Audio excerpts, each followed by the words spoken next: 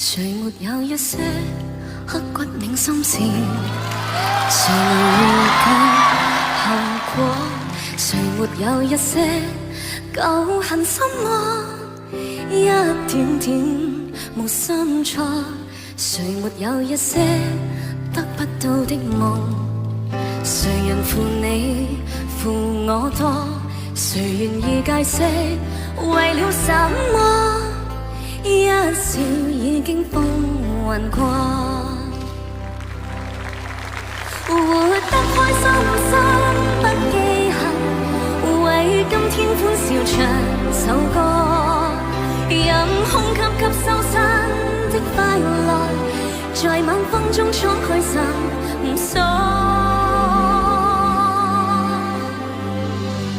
誰願記滄桑匆匆